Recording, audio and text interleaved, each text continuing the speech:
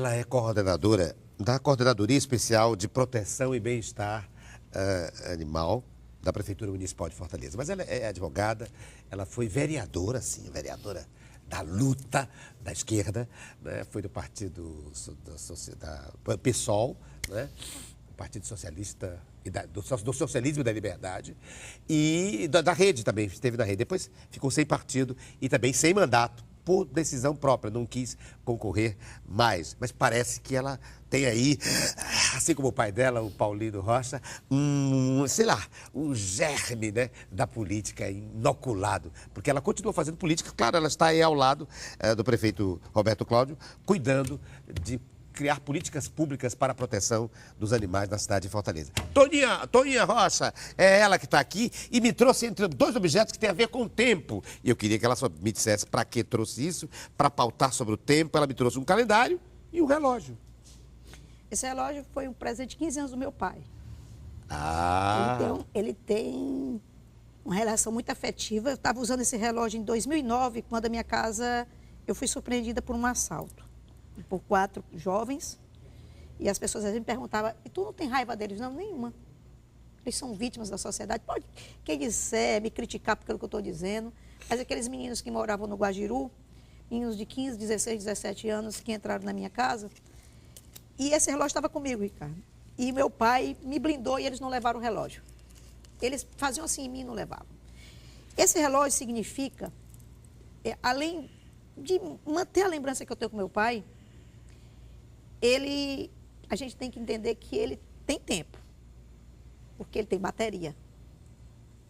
E a bateria vai descarregando como descarrega a nossa. E a gente precisa olhar para o calendário, porque o calendário, todo ano, a gente recarrega as baterias quando... Feliz Ano Novo! No dia seguinte. Feliz Ano Novo! No ano seguinte. E o tempo vai passando. O tempo vai passando e a gente não pode perder tempo. E a gente não... O tempo dá para fazer tudo, desde que a gente não perca tempo. Dá tempo de amar, tempo de namorar, tempo de servir ao próximo, tempo de cuidar dos filhos, de cuidar da natureza, de cuidar dos animais. Esse calendário é lindo, né? Esse calendário, ele é de um grupo de pessoas que pintam com a boca. Pinta com a boca. E tem animais aqui, tem ó. animais, tem animais, eles têm animais, tem palhaço. Tem palhaço. Palhaço, tem tudo. Esse calendário, todas essas imagens, eu compro todo ano esse calendário desse grupo. Eu ajudo essa instituição, não é daqui de Fortaleza, mas assim, ele é muito lindo esse calendário. Então, ele retrata a primavera, retrata a fauna, retrata os animais, a criança. O calendário, a gente tem que ficar atento a ele. A gente não sabe o dia que está marcado a nossa viagem. Você acha, então, você nos trouxe, então, calendário e relógio para nos pautar, nos reconscientizar em relação à finitude do tempo, né? Finitude do tempo. Meu pai morreu com 45 anos, no auge da vida dele. O velho, não no sentido da idade, mas no sentido da lembrança, da memória, o velho Paulino Rocha. O velho Paulino Rocha, morreu com 45 anos de idade, novo, no auge da vida dele. No auge da carreira dele, do prestígio, como político, como comunicador. De fazer, de servir a cidade, de servir ao Estado, de servir ao futebol, que era a grande paixão da vida dele. Paulino era a paixão dele, era o Ceará. Não, a paixão do meu pai era o futebol. Não era o Ceará. Eu sou torcedora do Ceará também. Respeito os torcedores do Fortaleza e sou torcedora do Ferroviário de tabela por causa do vovô. O vovô era ferroviário e eu fui criada muito por ele, enquanto ele esteve vivo, até 1975, quando ele faleceu. E eu tenho uma paixão muito grande pelo Ferroviário. Aí é preciso dizer da minha relação com a Toninha, que tem a ver com as figuras que ela está citando aqui. Primeiro que eu conheci o pai, né? Incrível. Conheci também a mãe. Depois eu vou falar sobre isso. Conheci também a mãe. E mais incrível ainda, conheci o pai. Ou melhor, o avô.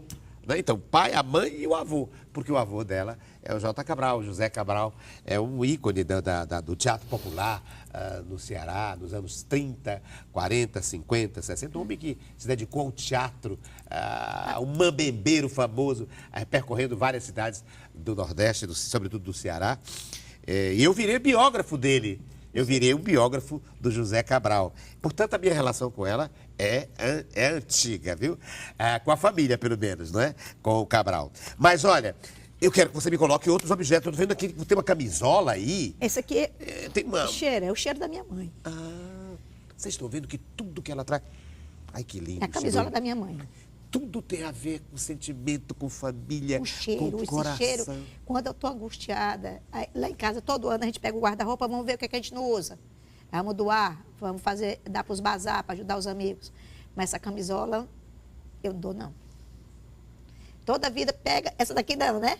Digo, não, essa aqui não. Essa daqui é minha. Porque é quando eu estou angustiada, quando às vezes eu digo assim, não dá mais, aí eu pego ela, durmo com ela, parece que a minha mãe me abraça, e diz assim, vai em frente, segue em frente, você está certo. Enquanto você não entrar no vagão para poder fazer a sua última viagem, abrace, que você vai sentir meu cheiro, e quando você sentir meu cheiro, você sabe que você está fazendo E o que é, Toinha, que angustia? Em que momento você tem que ficar recheirando a mãe para poder suportar? O que é que perturba? Quais são os momentos mais angustiantes? Pronto, vamos dar um exemplo que me angustiou muito. Quando aqueles jovens lá no Curió foram mortos, e até hoje não tem nenhum preso, nenhum condenado, alguns presos, mas está por aí, mas morreram. E eu escutava as pessoas dizer assim para mim, que pena, nenhum deles respondia ao crime. Como que essas pessoas que respondem crime tem que ser mortas? Ser morta. O que me angustia? Quando eu vou na casa de um amigo, porque eu conheço muita gente humilde na Messejana, onde eu morei muito tempo, e as pessoas chegam para mim e dizem assim, Toinha, mataram o meu filho bom. Porque um é envolvido com as drogas, é envolvido nas facções, e o outro não era, e mataram o bom. Aí ela diz, mataram o bom, como que o outro não fosse filho. Isso me angustia.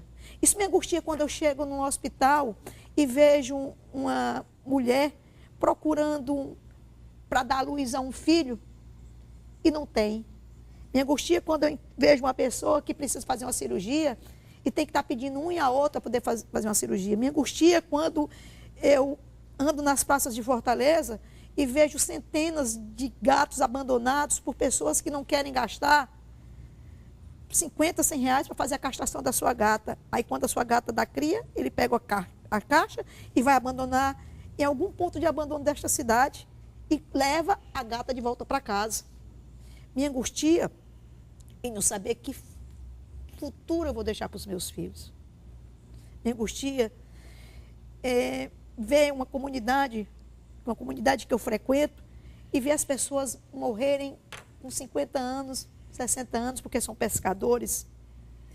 Me angustia ver as pessoas procurando emprego, bater na porta e não ter, e quando acha para ganhar um salário mínimo, quando recebe o líquido, mal dá para pagar a luz, a água, o gás e comprar ali.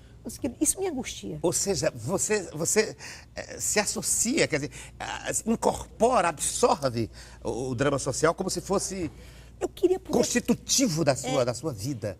Né? Olha, quando você... Ricardo, não sei se você lembra, quando invadiram um centro de acolhimento da Prefeitura de Crianças e entraram lá e mataram aquelas crianças. Aquilo, meu Deus, como é que me angustia ver a questão...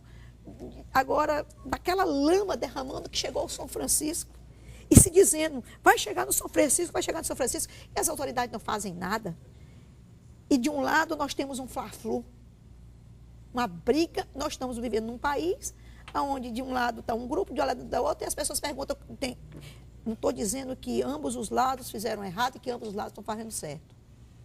Tem aqui coisa certa, tem aqui coisa certa, tem coisa errada, e quem cometeu o crime tem que pagar. Mas a gente não pode fechar os olhos, aquela história ali. Não pode tapar os ouvidos e nem pode deixar de falar. Então, é isso que me angustia, de a gente desfazer amizades porque pensamos diferentes. Nós podemos pensar diferentes e estar aqui dialogando. Você não é obrigado a concordar com tudo que eu estou falando. Mas a gente pode tomar uma cerveja junto, a gente pode ir para a missa junto. Eu vou para a missa, eu vou para a festa de Iemanjá, eu vou para a igreja evangélica, eu recebo o passo no centro espírito. Meu amigo, é luz.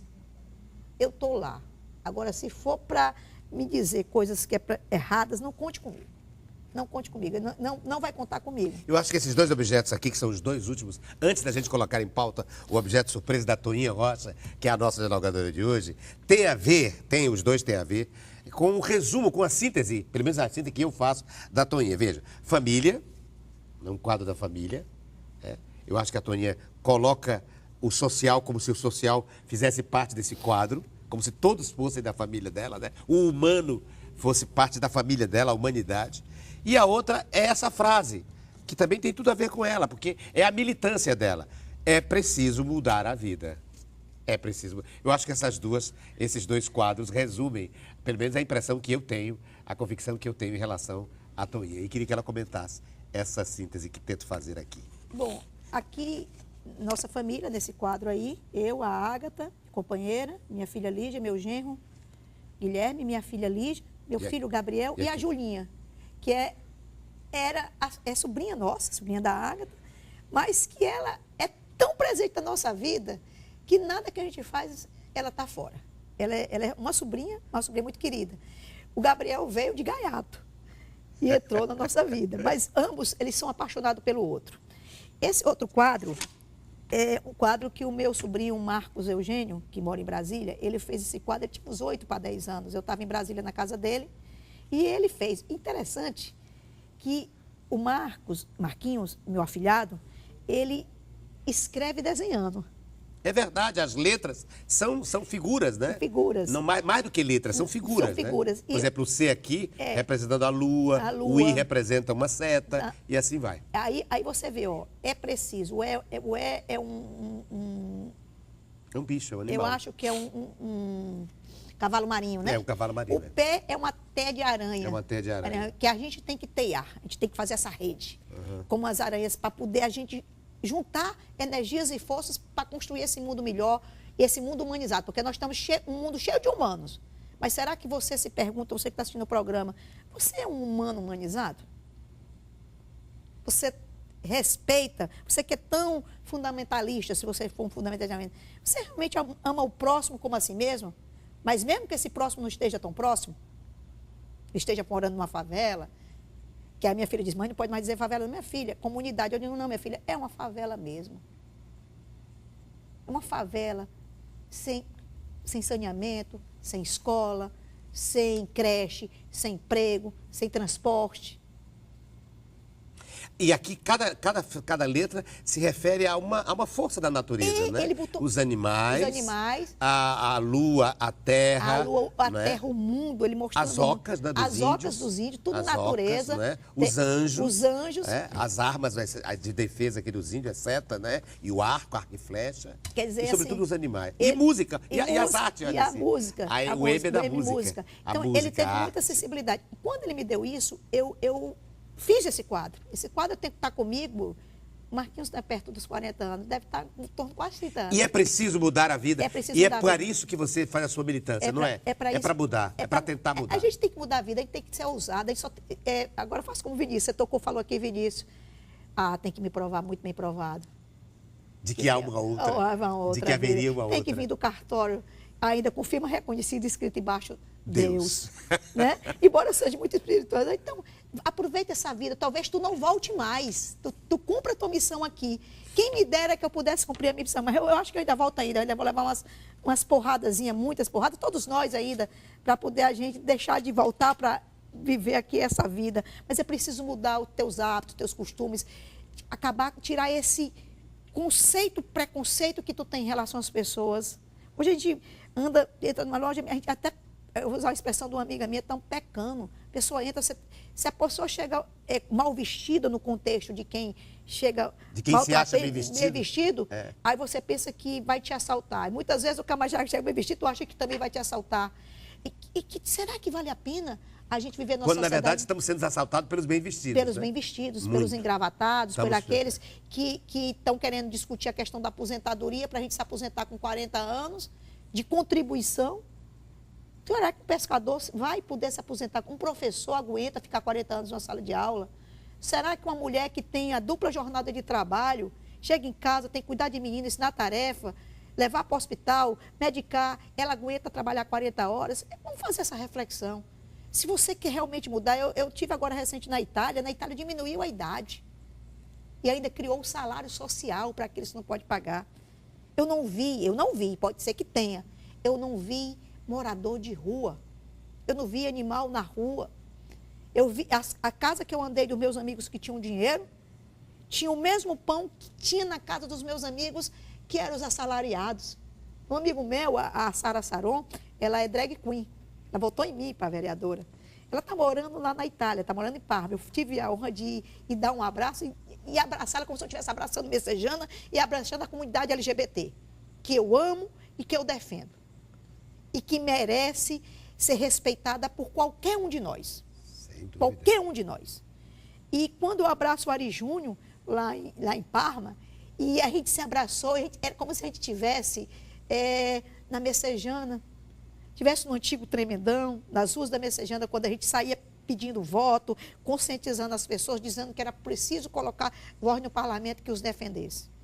Então, eu vejo que é possível, mesmo no capitalismo, as desigualdades não serem tão grandes. Uns andando de carros de 500 mil reais e outros não tendo nenhum direito de ter um vale transporte. Juízes, né? Com auxílio moradia. E pessoas que moram debaixo do viaduto. Pessoas que compram o cachorro para dar para a namorada, dar para o filho, e quando depois diz que tem alergia, joga no meio da rua, enquanto que os moradores de rua, as pessoas de situação de rua, cuidam dos seus animais e se recusam a ir. Para qualquer abrigo, se não levar o animal. Então, essa questão, a gente tem que discutir na escola. Que tipo de filho tu está criando? Filho egoísta? Que tu não tem solidariedade com aqueles que mais precisam, que divide? Esse pecado eu não vou pagar. Os meus dois filhos, se dizem cristãos, né? Se dizem cristãos. Ainda se dizem cristãos. Então, eu acho que a gente tem muito o que fazer por esse país, tem muito o que fazer por essa cidade. Eu acho que a gente está fazendo essa caminhada e a gente pode ouvir as pessoas sem se agredir, sem mutilar as pessoas. O caso da Dandara, gente. Que coisa triste. Como é que a pessoa se conforma com aquilo? O caso do cachorrinho que foi morto lá naquele supermercado. Né? Se você for comparar, como é que as pessoas estão? Cadê a sua sensibilidade? E agora, recentemente, eu soube que é a Manchinha, né? A Manchinha. A Manchinha. Vai ser nome... De uma lei. De uma lei ou de um abrigo, uma coisa assim lá em São Paulo. Vai ser de um abrigo em São Paulo. É um abrigo em São Paulo. Mas também a lei contra os maltratos... A Manchinha é o nome da cachorra, né? A lei contra os cadela. Maltratos, ela também vai receber o nome de lei Manchinha. E quantas manchinhas nós temos? Ali foi uma que alguém gravou... que alguém teve coragem de fazer de denunciar, de fazer um enfrentamento. Mas nós temos isso todos os dias. Imensamente. Né? Imensamente. Então, é preciso que a gente segure em todas as mãos, em todas as patas, para mudar a vida e mudar o mundo. Mudar a vida. E eu tenho a impressão que a vida dela, da Toinha, vai mudar. Acho que ela vai voltar para o parlamento. Eu acho que vai. E é preciso que venha. Porque também tem isso, as pessoas estão tão... Foi um projeto tão grande para estigmatizar a política, que a política está entregue a quem não devia estar. Né? Porque... Os bons parece que recuaram e disseram, não, esse ambiente não é meu. E é essa reflexão que a gente tem que fazer. É preciso a gente ocupar da voz, brigar, porque senão... espernear, porque senão, que país nós vamos deixar para os nossos netos? Toinha, chegou a hora do objeto surpresa. Eu trouxe o objeto surpresa para ela. Tem tudo a ver, fiquei pensando, o que tem a ver? Eu com ela, temos tanto a ver, mas eu acho que aqui, a gente vai tocar na veia. Vou passar para ela, mas eu queria que você me desse primeiro o seu, para eu ver. Abrir o seu, porque ela é a nossa convidada, a nossa dialogadora de hoje. Eu abro depois, né? A ex-vereadora, a militante política da esquerda e a atual coordenadora da Coordenadoria Especial de Proteção e Bem-Estar Animal da Prefeitura Municipal de Fortaleza. Me trouxe.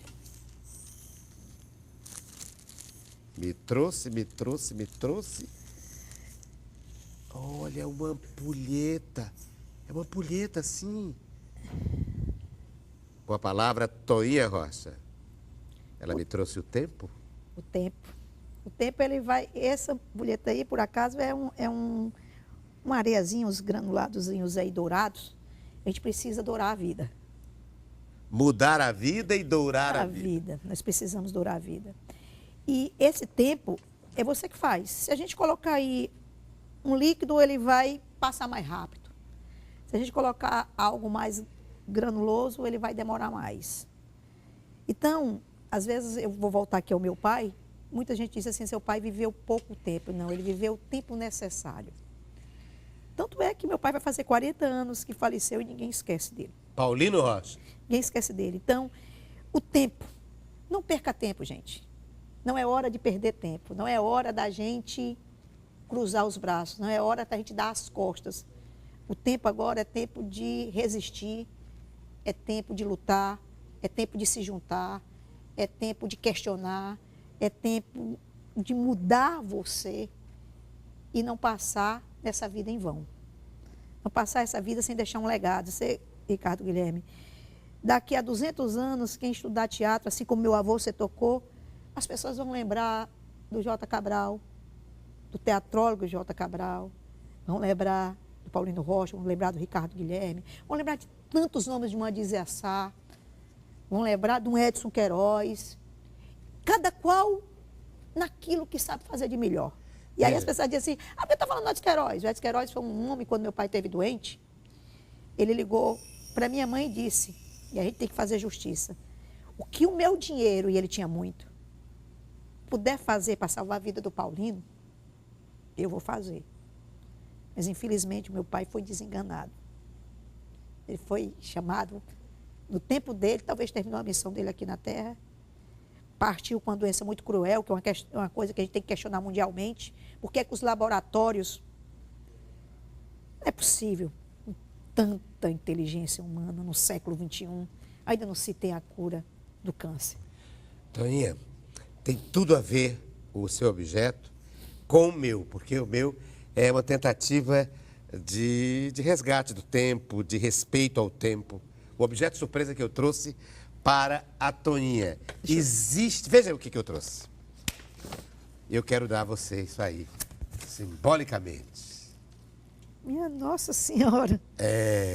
Existe um troféu criado na cidade de Fortaleza que se chama Troféu José Cabral, J. Cabral. JC. E eu quero dar o troféu JC para a neta do José Cabral. Olha aqui. E agradecer a ela por tudo que ela tem feito, não é?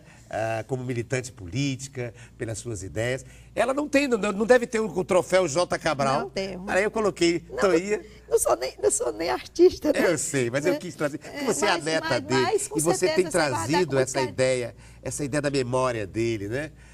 Você vê o avô dela, é tão importante para o teatro do Ceará, que virou o nome de um prêmio importantíssimo, né? O troféu J. Cabral. E eu botei aqui, laureada Toninha Rocha. Ô, Ricardo, eu agradeço, não só em meu nome, mas em nome de toda a minha família, dos meus primos. O meu avô, para quem não sabe, o Ricardo sabe disso, meu avô era cego. Cego, ele ficou cego. Ficou cego, meu avô ficou cego. E o meu avô, ele era muito engraçado. Ele morou com a gente, né? Eu morei com ele, depois ele foi morar com a gente, na casa da minha mãe. E meu avô, certa vez, ele sabia cada neto que abriu o portão. Ainda era uma época de muros baixos e de portão baixo. A gente morava na casa 305, na rua Álvares Fernandes, no Montes, e ele morava na casa 509. Então, era mais ou menos 200 metros de distância. Quando o vovô ficou muito doente, foi morar na casa da minha mãe. E a minha mãe fez um apartamento do lado e meu avô morava. E ele ficava naquelas cadeiras se balançando, de pijama, e cada neto que entrava, cada um que entrava, pela zoada do portão, ele sabia quem era. O J. Cabral é um homem que fez teatro durante 40, 50 anos. Percorreu o Ceará inteiro, fazendo teatro dedicadíssimo. Pobre, um homem pobre. Homem pobre, humilde. Fazendo teatros dramalhões, comédias antigas, tragédias, peças religiosas, etc. Eu já conheci no final da vida. E tem um fato curiosíssimo. É que quando eu fui fazer, quando eu tinha 20 anos de idade, inventei de fazer um centro de pesquisa com a história do teatro do Ceará. E fui visitar, então, ele já tinha morrido, mas aí foi quando eu conheci a mãe da Toninha, e a mãe da Toninha se sensibilizou, eu sempre digo isso, com um menino de 20 anos que queria contar a história e disse, está aqui o acervo do meu pai, acho que estará em boas mãos, que você faça um bom... E me entregou material gigantesco, é por isso que me fez ser como é que chama? O biógrafo. Porque eu tenho toda a história do teatro, 40, 50 anos de teatro, que a mãe dela me deu. Não é? Deu a um menino de 20 anos. E esse menino cresceu, enfim, virou professor da universidade e hoje doou esse material todo para um centro de pesquisa da Universidade Federal do Ceará. Está lá o acervo para todas as gerações, o acervo do J. Cabral. Eu não tenho dúvida que a minha mãe foi um instrumento para entregar. Não tenho dúvida disso. As coisas, a gente cruza a vida. Eu nem sabia disso, porque minha mãe nunca me disse isso. Minha mãe faleceu já tem mais de 10 anos.